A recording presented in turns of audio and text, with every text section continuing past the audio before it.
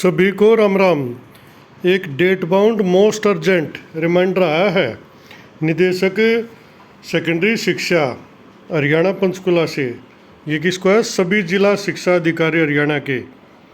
यादी क्रमांक ये इसका नंबर है और डेटेड है 24/5 यानी आज का। विषय है petition for special leave petition civil number 7820 of 2013 titled as Shivani Gupta and another versus state of Haryana and others. Shivani Gupta 7820 समझे नहीं, नॉन स्टेट नॉन बीएड जो एक्सपीरियंस पर लगे हुए पीजीटी थे उनके खिलाफ केस था यो। लेकिन हाई कोर्ट में सरकार की वजह से इसकी डिसमिस हो गई थी। सरकार ने कह दी थी हमने वन टाइम पॉलिसी बनाई है एक्सपीरियंस की, अगर 2015 तक ये क्लियर नहीं कर पाए तो हम इनको हटा देंगे। स्टैंड टर्मिनेट होने थे लेकिन ये आज तक नहीं हुए हैं। इसके बाद इनका टाइम बढ़ा दिया 18 तक भी नहीं हो पाया, फिर इनका 22 तक बढ़ा दिया। अब 22 तक भी सेम सिचुएशन है। अब जो है शिवानी गुप्ता का केस सुप्रीम कोर्ट में सुनवाई पा गया है और कई बार उसके लिए सूचनाएं मांगी जा चुकी है। उसमें जुलाई की डेट से होगी, जुलाई में इस पर फाइनल हियरिंग होनी है। अब बात कर लेते हैं इस लेटर के उपरोक्त विषय के संदर्भ में। इस कार्यालय की यादी क्रमांक दिनांक 16/5/2022 के संदर्भ में ग्रुप बी सर्विस शेड्यूल 2012 तथा द्वितीय संशोधन दिनांक 2/7/2012 के अनुसार ट्रांजिशनल प्रोविजनस 19A के तहत नियुक्ति हुई।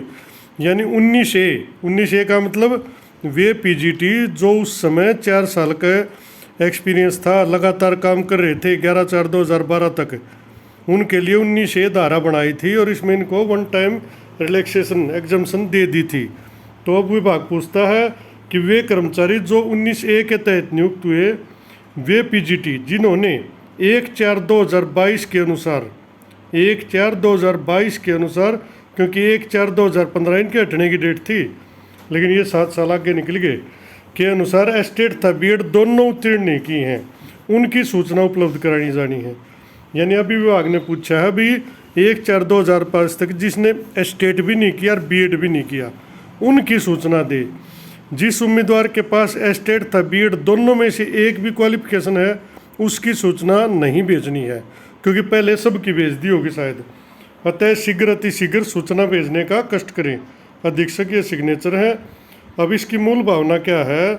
जैसे केस हियरिंग पा गया तो विभाग अपनी खाल बचाने के लिए कुछ न कुछ कार्रवाई करेगा और वो फिलहाल कार्रवाई जहाँ तक मुझे लगता है वो होगी नॉन एस्टेट नॉन बीएड, यानी कि जिसके पास कोई एक डिग्री भी नहीं है फिलहाल उन पर होगी।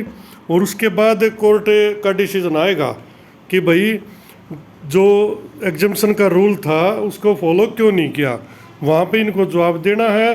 तो इन्होंने एक लेटर निकाला 18 अप्रैल को, उसके अनुसार ये अपना जवाब बनाएंगे कि हमने उनको तो फुल टाइम छूट दे दी, हालांकि वो चीज़ पॉसिबल नहीं है।